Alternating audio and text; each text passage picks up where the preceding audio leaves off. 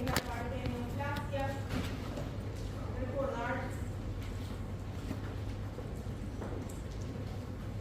Entonces, viene a ser como la segunda causa de muerte. Recordar, ¿verdad?, que no es una enfermedad aislada y que cualquier órgano del cuerpo tiene esta capacidad de convertirse en un órgano oncogénico. En cuanto a frecuencia, es más común en el hombre las patologías prostáticas y en las mujeres las patologías mamarias. Bien, acá es interesante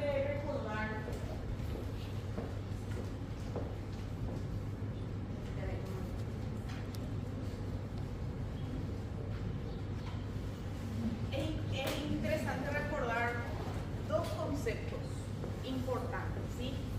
Bien, primero de ellos tiene que ver con la diferenciación. ¿Qué es la diferenciación? La diferenciación tiene que ver con la característica morfológica del epitelio basal. ¿Qué quiere decir eso? Que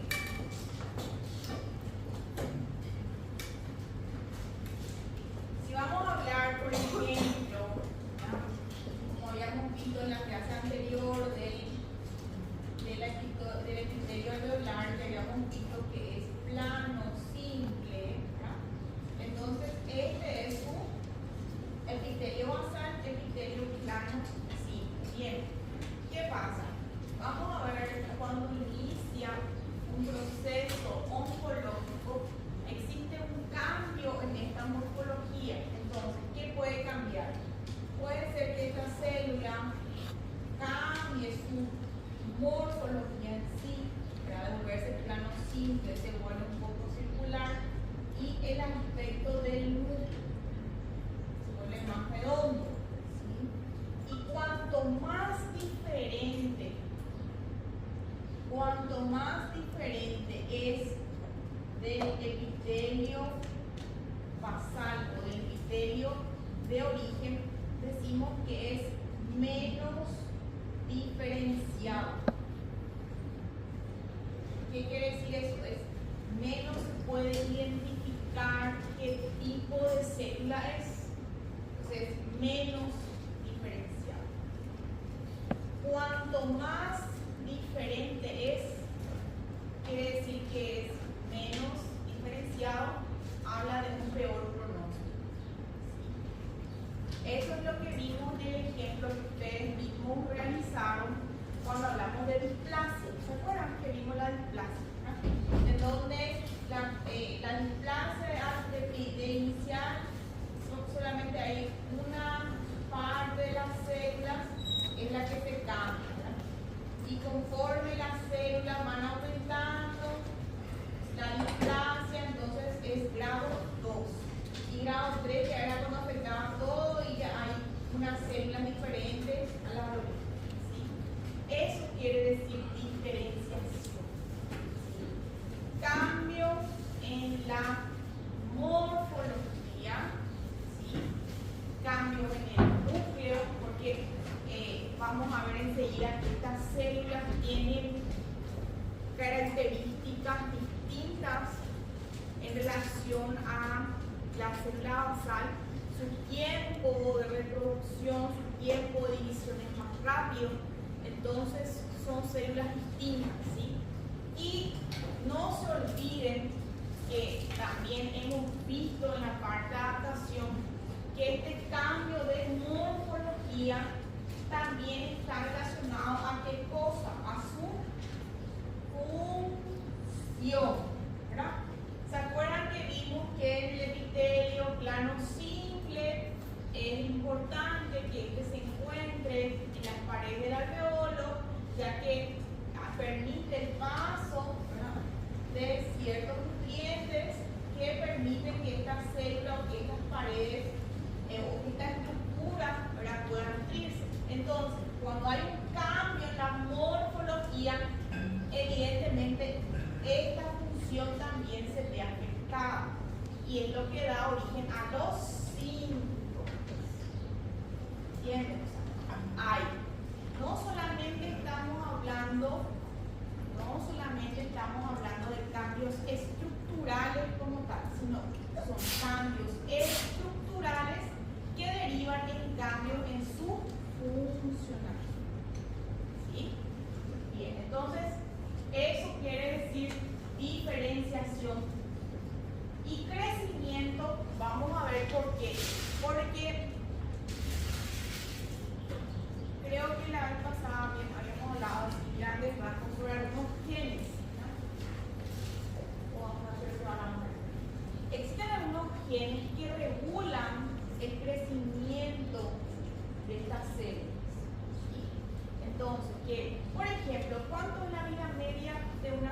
célula de un glóbulo rojo. 120 días. 120 días, ellos hacen todos sus pasos, se van, hacen toda su función y después se van al vaso, ¿verdad? Que es su área donde ellos su destrucción. Bien, ¿qué pasa? Para cada célula del organismo tiene su vida media, tiene su tiempo, pero cuando hablamos de procesos oncológicos, ellos no respetan este tiempo. Entonces, ¿qué quiere decir? Que si por ejemplo, si la vida media de una célula tenía que renovarse todo a una semana, estas células se renuevan todo al día, a los 2 días, ¿entienden? Por eso hablamos de cambio en la diferenciación, o sea, cambio en la morfología y crecimiento, porque el crecimiento tiende a ser más rápido de lo habitual. Y vuelvo a repetir, esto repercute directamente en qué forma, en el funcionamiento de ese órgano que se repercute con los síntomas. ¿Entienden? Por eso es que, vuelvo a insistir, la importancia, ¿verdad?, de comprender estos procesos, estos cambios adaptativos o daños que ocurren en el cuerpo, porque estos son los que dan origen a los síntomas. ¿Sí? Bien, entonces el proceso del cambio, de la diferenciación, junto al crecimiento celular acelerado, es lo que da origen a la neoplasia. Esto también es importante. Muchas veces el organismo, yo no quiero que me digan, no voy a decir nuestro, el organismo tiene contacto con una sustancia, con un factor, con un virus, con un gen que tenga el potencial oncogénico. ¿Qué quiere decir eso? Que tenga la capacidad de producir esta alteración. Entonces ahí se inicia ya toda esta serie de cambios. Pero este gen o lo que fuere fue necesario para iniciar, pero no necesariamente tiene que estar este estímulo todo el tiempo para que siga. O sea, solamente dio inicio y luego las células tumorales tienen mecanismos que hacen que esto se prolifere ya de manera autónoma. ¿Sí? Y esto es lo que vemos, por ejemplo, en el caso de las personas que sabemos que el humo del tabaco, ahora el cigarrillo, esto ustedes van a hablar este año, pero creo que es de público conocimiento, que está relacionado a varios procesos oncológicos, ¿verdad?, de los cuales el más prevalente es el cáncer de pulmón.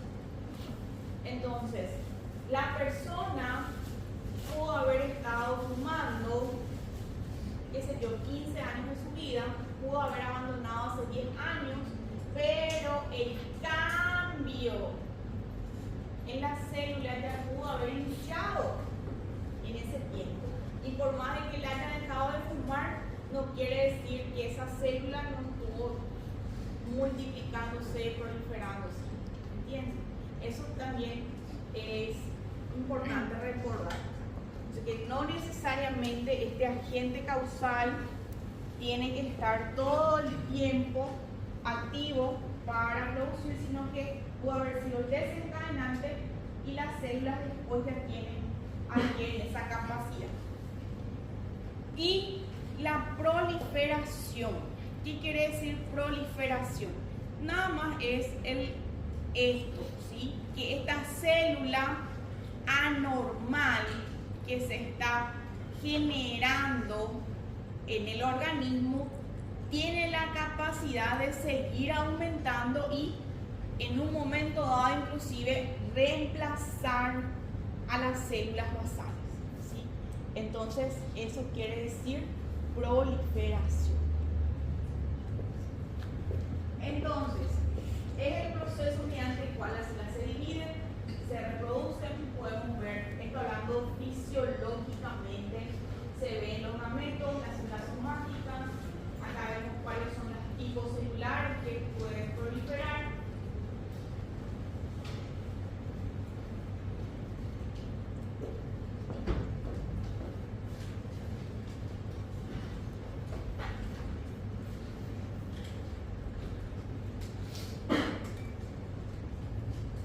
Entonces, este proceso es mediante el cual las células basales se van transformando ya en células más especializadas, y cuanto más especializada es, quiere decir que tiene menor capacidad de división.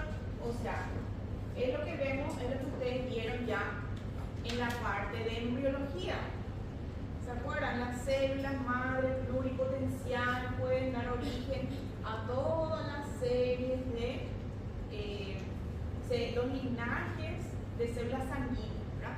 Y conforme más especializada es, o sea, más va hacia un linaje, tiene menos capacidad de convertirse o de ser otro tipo celular. ¿Entiendes? Entonces eso nada más. Cuanto más especializada es, menos probabilidad de división tiene. Y esto está relacionado a los genes, que estas células principales dependen de los factores, ¿se acuerdan? De los factores de expresión que necesitan para que puedan diferenciarse. Y las neuronas son las más especializadas. Bien, entonces, la célula madre, como les había mencionado como ejemplo, es la que persiste en tiempo de estado de diferenciación incompleta durante toda la vida, y lo que da constantemente origen a los distintos linajes celulares. Y permanece en estado de latencia hasta que tenga necesidad de renovarse nuevamente. Y acá nuevamente el ejemplo, ¿verdad? ¿Cuáles son los tejidos musculares, la epidérmica, las células de los gametos masculinos y también las células en el epitelio olfatorio, por ejemplo?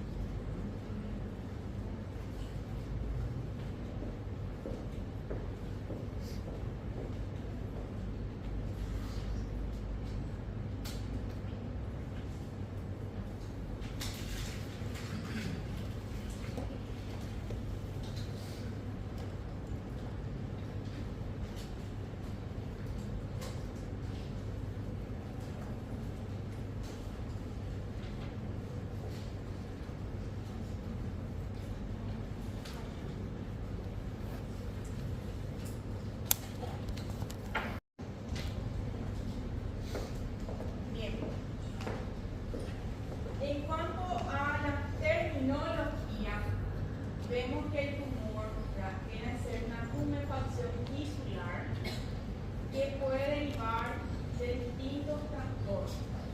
Ahora, el año que viene, cuando ustedes vean la parte de semiología, creo que ya vieron, van a ver también ahora la parte de anatomía patológica, seguramente el concepto de tumor, que viene a ser un aumento, una estructura, un aumento de tamaño en un área localizada, ¿sí? Entonces, ese sería el concepto general que debemos de manejar del tumor. El año que viene, cuando ustedes den semiología médica, van a ver las características, si es blando, si es duro, si deja fobia, si es móvil o inmóvil, en fin. Cuando nosotros hablamos de tumoraciones, específicamente ya teniendo relación con procesos oncológicos, tienen que tener dos nombres, ¿verdad? O hablamos de tumores benignos o hablamos de tumores malignos, ¿sí? ¿Cuáles son las características, grandes características, que difieren uno del otro? Uno de ellos es la diferenciación. Lo que había mencionado recién, el ejemplito que les hice acá, ¿verdad? En general, vuelvo a repetir, en general, las células o los tumores benignos tienen menos diferenciación en comparación a los tumores malignos. ¿Qué quiere decir eso? En términos cristianos, quiere decir que los tumores benignos son más parecidos histológicamente al tejido basal, ¿sí? Y los malignos generalmente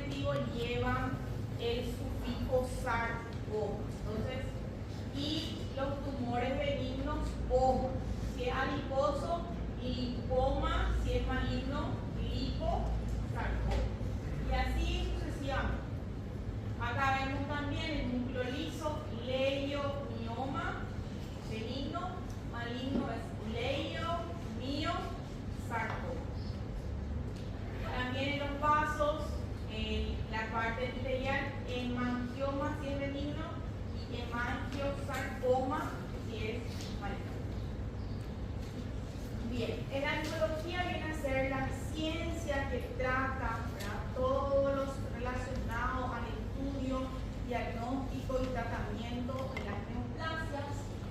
Y como ya les había adelantado, existen grandes diferencias en cuanto a la celularidad y sus particularidades. Primeramente, la característica de la morfología de ambos, la velocidad, la modalidad de crecimiento, la capacidad de diseminarse o de producir metástasis y la capacidad de provocar la muerte.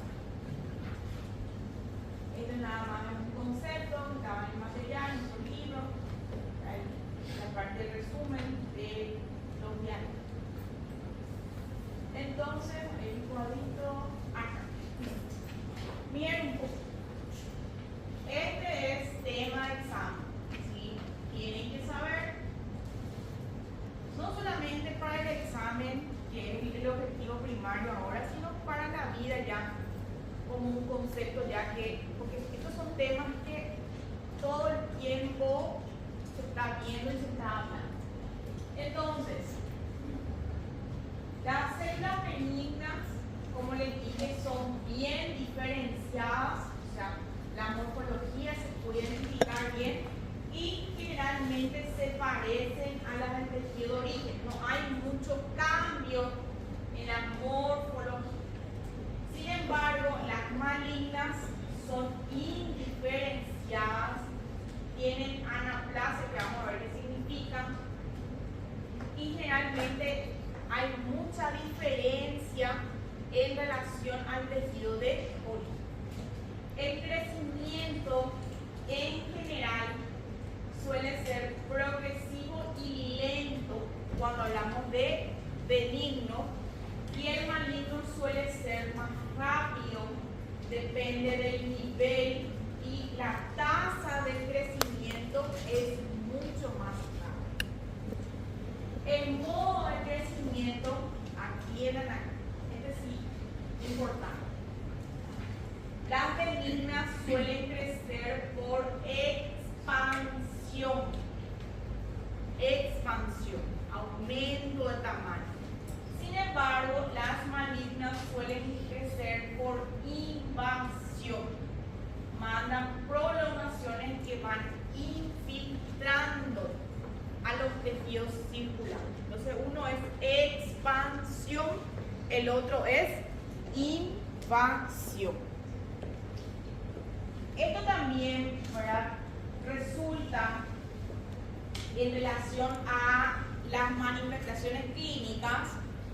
Cuando hablamos de las benignas, hablamos de expansión. Muchas veces la clínica que esta presenta tiene que ver con la compresión, ¿verdad?, de los tejidos circundantes. O sea, muchas veces, ¿verdad?, la clínica que el paciente presente va a estar relacionado a que este crecimiento va a estar afectando al tejido que está al lado o al órgano que está al lado.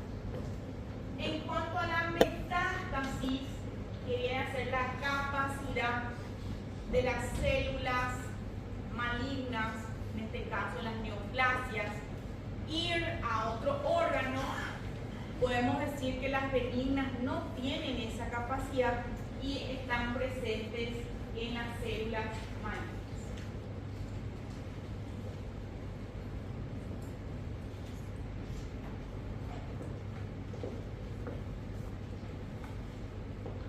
Entonces, nuevamente, las benignas, crecimiento lento y progresivo, crecen por expansión, tienen una cápsula, pueden interferir ya por la compresión y generalmente no suelen provocar la muerte, ¿verdad? Esto nada más es, ¿verdad?, teniendo como ejemplo o comparando con las neoplasias malignas, ya que muchas veces las neoplasias benignas, dependiendo de la ubicación, también pueden tener puede resultar, ¿verdad?, en la muerte del paciente, por ejemplo en el caso de los tumores benignos del cráneo. Entonces, el cáncer en sí, sus características en sí,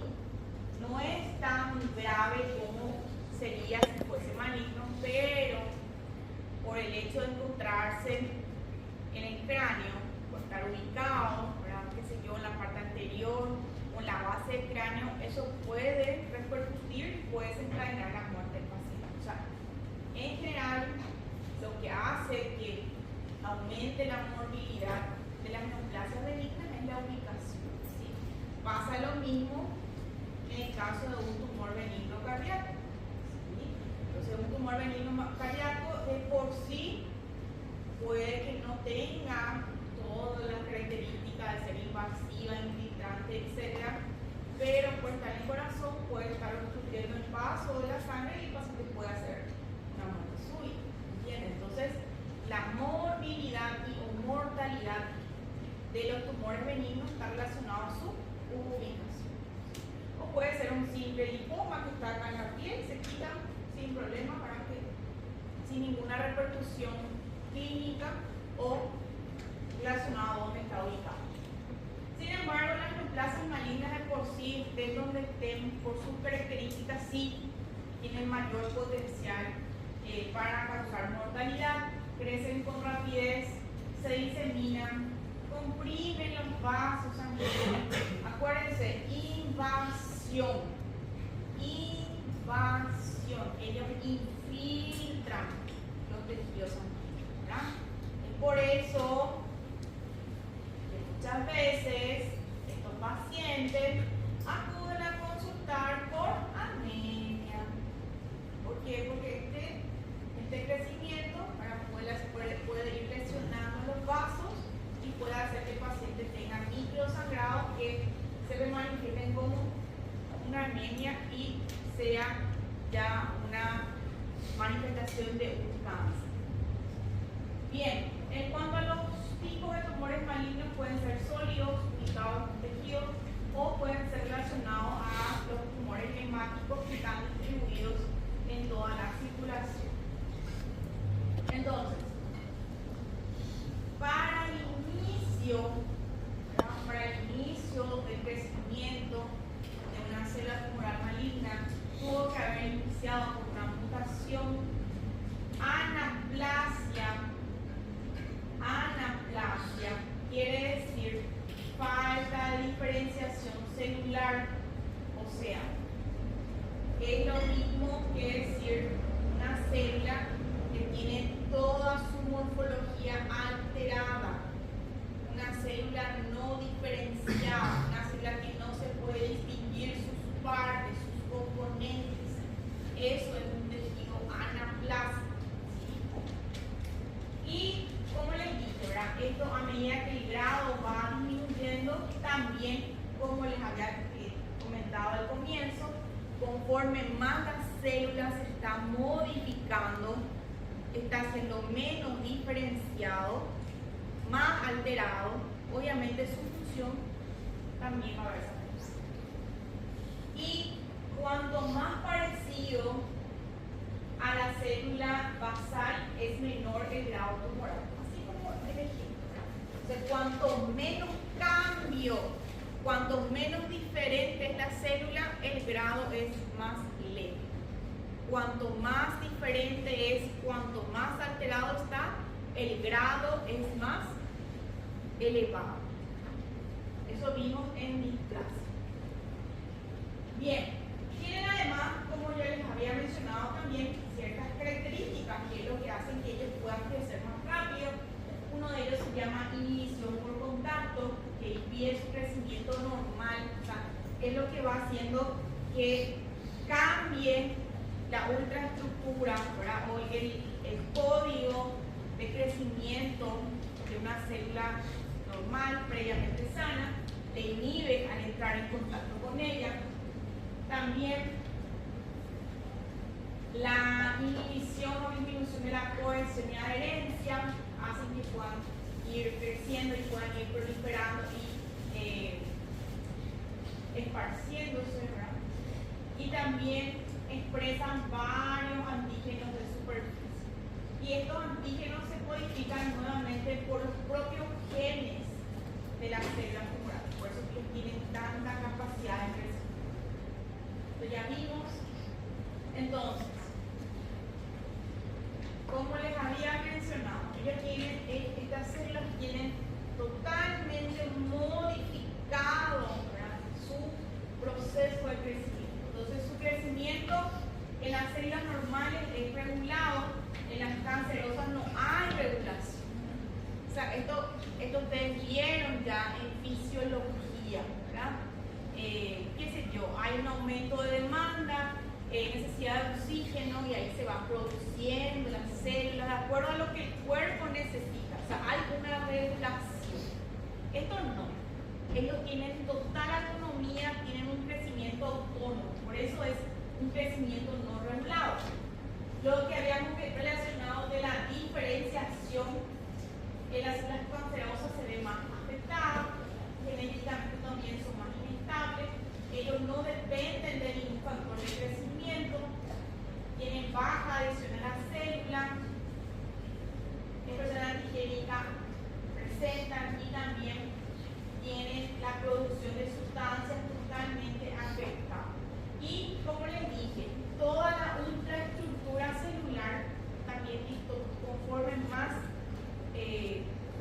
grave o más avanzado esté, va a ser más afectado, o sea, totalmente anómalo. Bien, había mencionado que una de las características de las células malignas y benignas era que estas podrían producir metástasis, que viene a ser la diseminación mediante la invasión o extensión directa, ya sea por dos vías, ¿verdad? Puede ser por una vía hemática o puede ser por una vía linfática. Esto va a variar, va a depender ya de las características propias de ese tumor. Recordar que el cáncer deriva del término cangrejo, tiene que ver con el crecimiento en los tejidos vecinos y esta siembra se va produciendo conforme este tumor va invadiendo y va dejando, eliminando células en su interior. Entonces, cuando hablamos de metástasis, hablamos de un proceso en el cual se desarrolla un tumor secundario en un sitio totalmente distinto al primario. Y nuevamente, estos son consecuencias, son producidas por la invasión de estas células vía linfática o vía hemática. Bien. Para que estas células atípicas puedan continuar proliferando, ¿verdad? Puedan continuar creciendo, necesariamente necesitan nutrientes, al igual que las células normales. Entonces, estas células tienen la particularidad de generar nuevos vasos sanguíneos. ¿Sí? Eso se llama angiogénesis. O sea, ellos aparte de crecer, también necesitan sus nutrientes, entonces van creando más vasos, para que puedan obtener de ahí para su crecimiento. Y acá tenemos el ejemplo, ¿verdad? Entonces, tenemos una célula, podemos ver que tenemos una célula distinta al epitelio basal. Cuando hablamos que esta célula está confinada al tejido de origen, o sea que no progresó ya sea a un tejido circundante o a un tejido a distancia, se llama in situ. Está sola, esta célula anormal está dentro del epitelio, dentro de la glándula, dentro del tejido de origen. Eso es in situ. ¿Verdad? Después vamos a ver, dependiendo si afecta a la parte muscular, si afecta a otro órgano circundante, afecta a ganglios circundantes o, como es el caso del ejemplo acá, que ya atraviesa la circulación, ahí hablamos de metástasis. Entonces, vemos que esta célula acá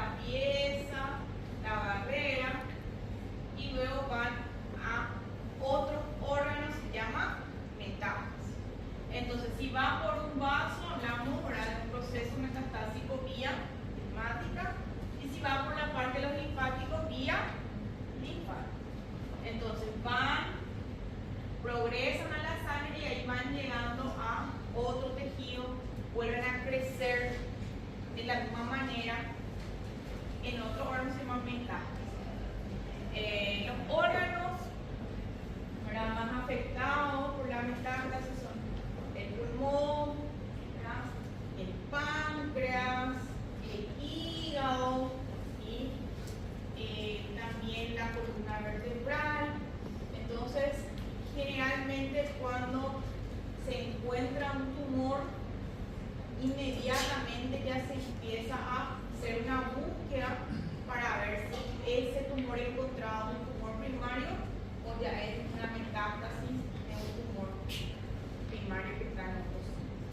Siempre ustedes van a ver cuando ustedes son sus prácticas o tienen algún conocido lo que fuera, ¿verdad?, se hace el diagnóstico, ya se pide método de imagen buscando otros tumores.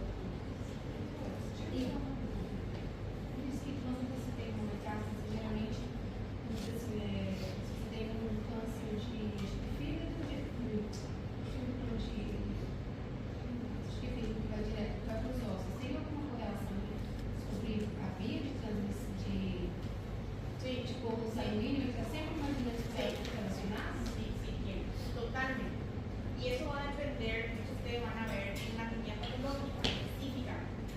Entonces, dependiendo del tipo de tumor, claro, generalmente el pulmón va más al hígado. Entonces, tiene mucho que ver, pero ahí también tiene mucho que ver el tipo de tumor.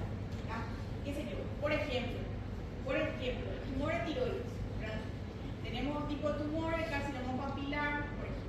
Carcinoma papilar, ustedes van a ver que se disemina por vía linfática principal, ¿verdad? Y eso va a los ganglios, qué sé yo, por ejemplo, al ganglio axilar. Por ejemplo, o sea, para evaluar el sitio de metástasis, también te indica cuál es el tipo de tumor primario. Varía totalmente. O sea, no siempre. Claro, exactamente. O sea, de acuerdo a lo que vos encontrás, vos puedes decir, ¿verdad?, específica, así como mencionas, ¿verdad? Esto es, qué sé yo, metástasis a hígado, probablemente es por vía linfática, entonces probablemente el primario sea de piel tal cosa, con nombre y apellido, porque acuérdense, estos tumores, ¿verdad?, pueden ser, dependiendo de la ultraestructura, ¿verdad?, papilar, epidermoide, del vaso, del tejido mesenquimático. Entonces, no solamente hay un tipo, hay tipos. Así mismo.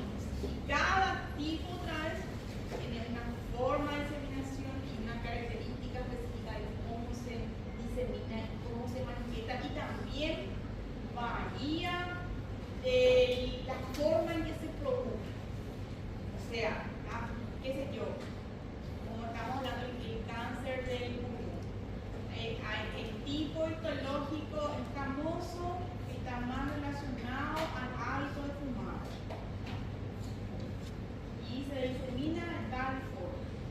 El otro tipo, el adenocarcinoma, no está relacionado al hábito de fumar, más frecuente en mujeres y se disemina de esta forma. Todo para variar. No existe una regla general para los tumores. O sea, lo que va a hacer la diferencia es el tipo histológico del cáncer que tenga. Bien. Ya van a ver. Bien. Esto ya habíamos hablado sobre la velocidad de crecimiento. Ahora vemos los factores de la cantidad de células, del tiempo, que dura el ciclo. Bien, entonces, como había mencionado hace rato, existen ciertos mediadores, ¿verdad?, que pueden actuar para el inicio de la formación de estas células patológicas. Y ahí hablamos de los oncogenes, de los genes. Existen algunos tipos de proto-oncogenes. Son genes que tienen la capacidad de hacer mutaciones que dan origen a procesos neoplásicos. Después tenemos genes supresores tumorales y genes que controlan la apoptosis. En estos casos, estos dos genes que tenemos son genes fisiológicos, o sea, forman parte de lo que es el control del funcionamiento normal del organismo. Pero ¿qué pasa?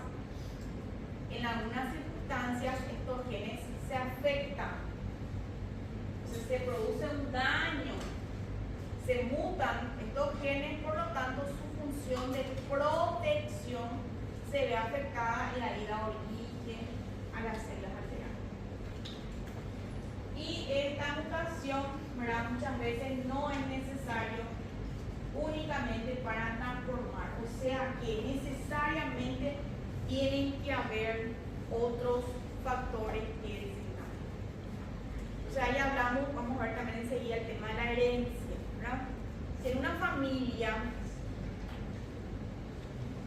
existe una relación, esto se ve, esto ustedes van a hablar cuando vean la parte de cirugía, específicamente de los cánceres de la parte del colon. Existen unos genes que están relacionados al crecimiento de ciertas patologías tumorales que van presentándose, se manifiestan a cierta edad. Entonces las personas que tienen familiares, por lo tanto, deben hacer su screening más temprano. ¿Okay? Entonces, ¿a dónde quiero llegar? Quiero llegar aquí. Si una persona tiene la herencia, específicamente se hace un estudio genético que tiene esa prevalencia o ese gen, necesariamente al entrar en contacto con los otros factores es lo que se manifiesta. O sea, la presencia de solo ese gen único en ese material no es suficiente. Tiene que ser el gen asociado a la mala alimentación, asociado a hábitos, etcétera, y ahí la persona mayor tiene mayor probabilidad de presentar en relación a una persona que no tiene ese factor. Si ustedes tienen familiares, evidentemente ni se les tiene que ocurrir fumar. Bien, por ejemplo. Bien, los genes promotores del crecimiento, entonces son autónomos, como ya les dije, se llaman oncogenes, promueven el crecimiento en ausencia de las señales promotoras de selección auténtica. ¿Sí? Y los supresores tumorales inhiben la proliferación de un tumor. Esto ya hablamos de la angiogénesis, también el proceso, la capacidad que tienen estas células para producir nuevos vasos, tienen que tener o tienen que estar presentes para que ocurra la metástasis. Y también están relacionadas varias quinasas asquerosas. Entonces, para que se vayan produciendo estas células cancerosas, hubo que haber iniciado con una iniciación que viene a ser la exposición, en este caso al gen, al promotor de la mutación. Luego tenemos la promoción, que es el crecimiento acelerado, y luego tenemos la progresión, que es cuando va adquiriendo ya la parte fenotípica relacionada a ese cáncer. Después hablamos de la herencia, que ya les había mencionado también, para que muchas veces tienen un patrón mendeliano. Por ejemplo, en el caso del cáncer de mama, hablamos de la presencia de dos oncogenes, BRCA1 y BRCA2. Y algunos también pueden enviarse como autosómico dominante. También en algunos casos están relacionados a alteraciones hormonales, en el caso de los hombres y también de las mujeres. También pueden hablarse de un proceso inmunitario, por ejemplo, personas que tienen enfermedades autoinmunes. Esto también puede estar relacionado a una mayor probabilidad de tener un proceso oncológico, o también la disminución del sistema inmune. Y eso se ve como ejemplo en el caso de la edad. Sabemos que para muchas neoplasias uno de los factores es la edad. ¿Por qué? Porque a medida que vamos aumentando la edad, esto hace hace que disminuya la respuesta inmunitaria. Por eso que hay esa correlación. Y tenemos que ver específicamente cuando hablamos de las células T. Bien, también hablamos de sustancias que pueden o factores que pueden actuar como desencadenantes de tumores. Tenemos las radiaciones, en el caso de la piel, por ejemplo. También hay los virus oncogénicos, como es el hepatitis B. Hablamos también del virus relacionado al papiloma humano, que dependiendo del tipo de virus puede tener esa capacidad de iniciar una mutación y de iniciar un proceso patológico. Bien, vamos a descansar un ratito y después volvemos, ¿sí? A la parte 20 minutitos.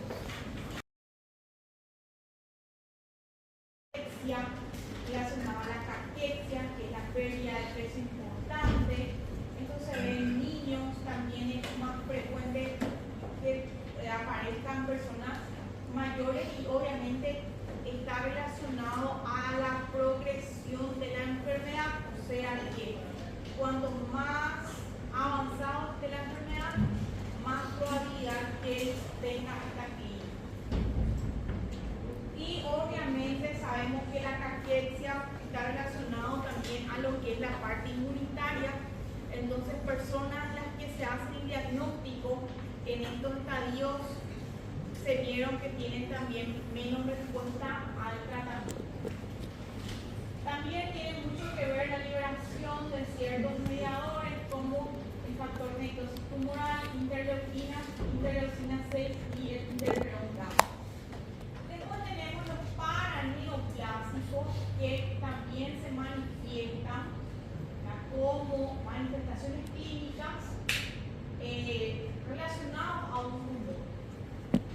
Por ejemplo, puede aparecer como un síndrome de secreción apropiada de Alzheimer, puede aparecer como un Cushing, en el caso de que el paciente, por ejemplo, tenga un tumor microcítico pulmonar y este tumor microcítico también secrete de forma ectópica ACTH. Entonces, este aumento de ACTH va a producir un mayor aumento de cortisol. Entonces, el paciente va a tener un síndrome entre otros. Y afectación también del metabolismo del calcio. También pueden haber manifestaciones como este cambio de coloración a nivel del cuello que se llama acanthosis nigricans, que también se suele ver muy asociado a enfermedades de origen metabólico, como hiperglicemia, resistencia a la insulina, por ejemplo.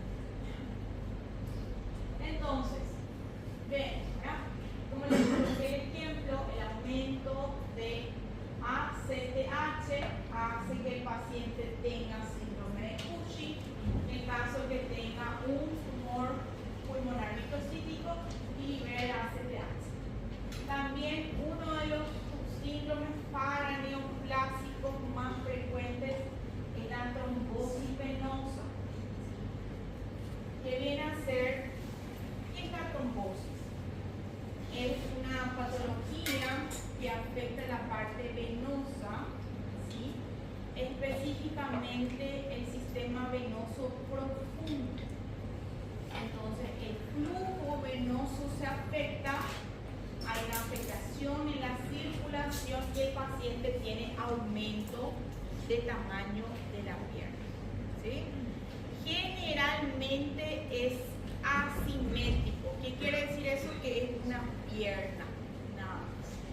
Y presenta también bastante dolor. Entonces, esto se suele ver bastante en pacientes oncológicos, ¿sí? Método diagnóstico obviamente va a tener que ver en relación al tumor de origen. Podemos hacer biopsia, punción, previamente estudios de imágenes como eco, resonancia, tomografía. En el caso de que sea una patología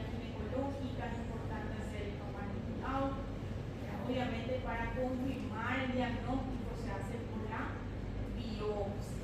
Y ahí se evalúa el grado de crecimiento o afectación del tumor, ¿verdad? Como había mencionado hace rato, si ese tumor está localizado solamente dentro de ese tejido, se llama in situ. Si ya hay una afectación de tejidos circundantes, si ya afectó los ganglios o si ya hay una afectación de los vasos. Siempre que haya ya datos de afectación de ganglios o de vasos, ya hablamos que probablemente ya haya sufrido metástasis.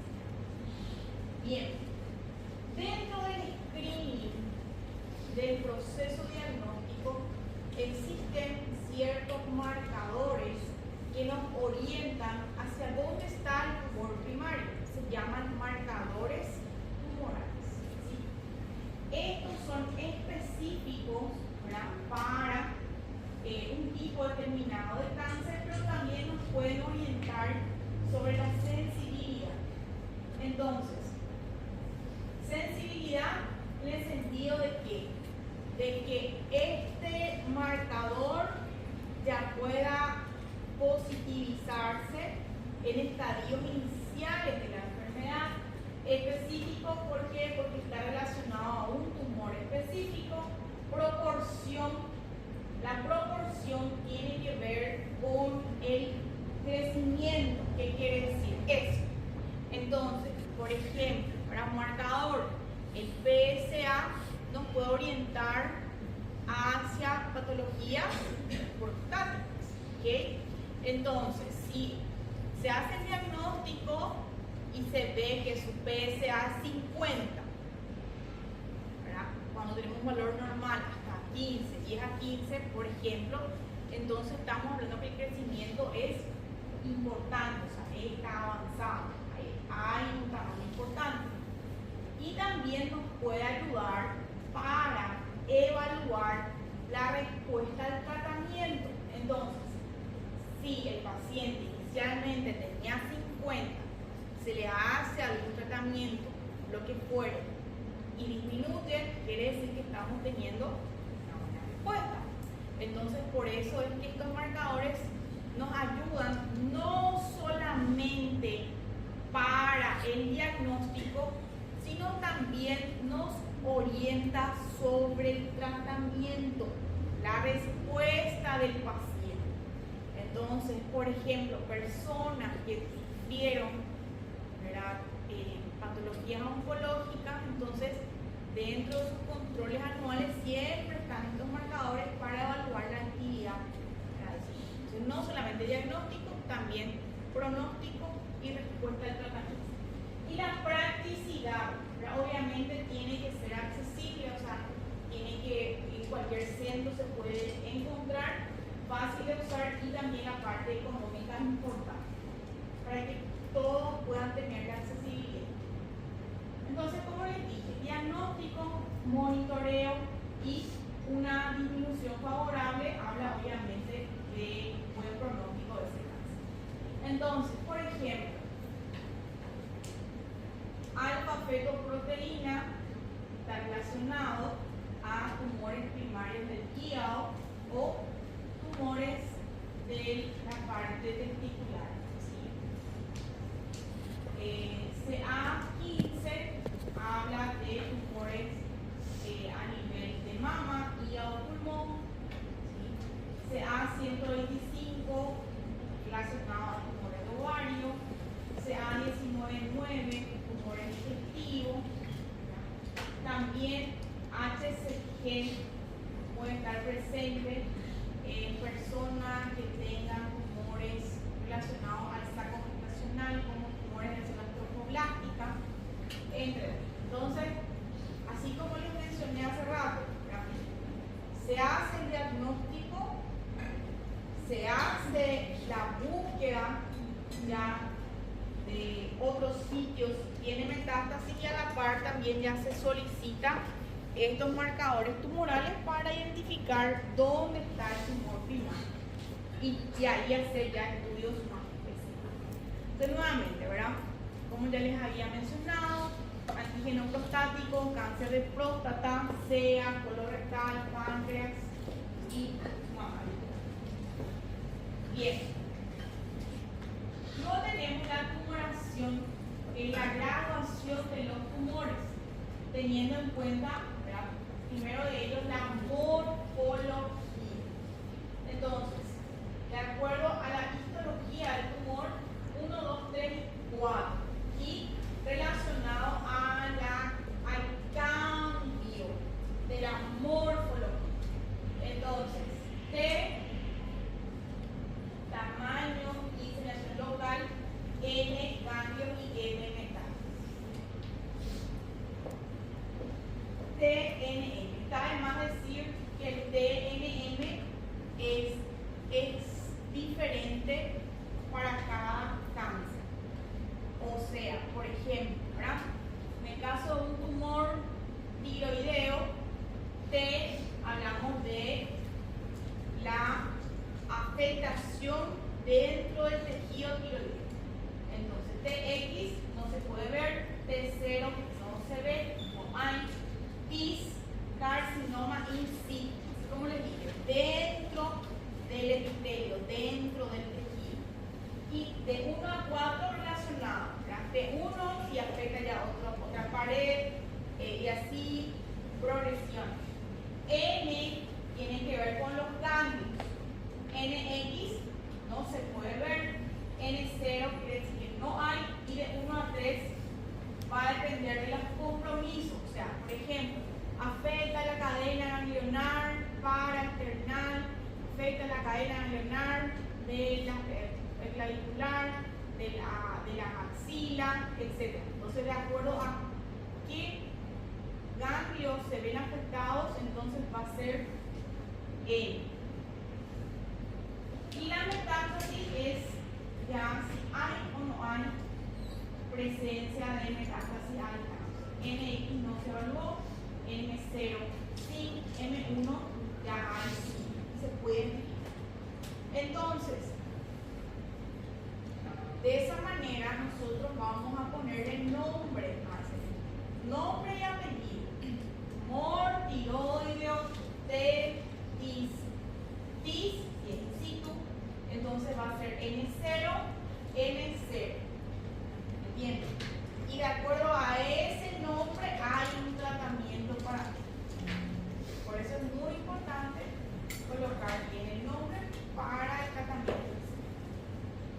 Entonces, por ejemplo, si hay una afectación de otra pared, se va a hacer T1. Si hay una afectación de los ganglios más cercanos, N1 y sin M0. T1, N1, M0. Por ejemplo. Y ahí vemos un tratamiento.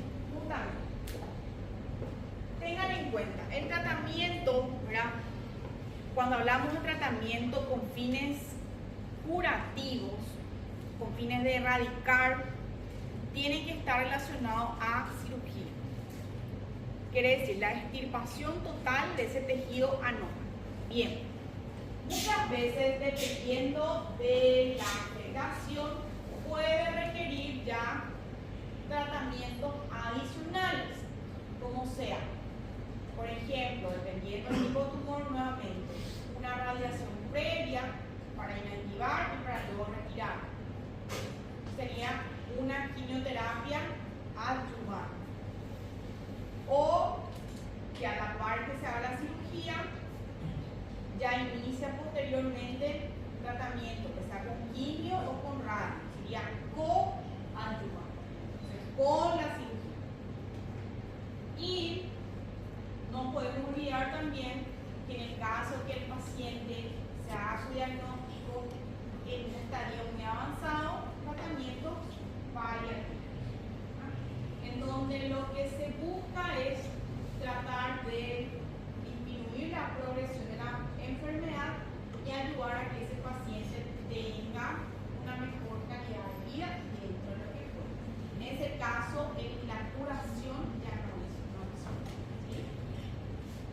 Y obviamente requiere un manejo interdisciplinario, o sea, necesariamente en los centro donde se manejan estos casos hay un equipo quirúrgico, están los oncólogos clínicos y también los especialistas del área relacionada.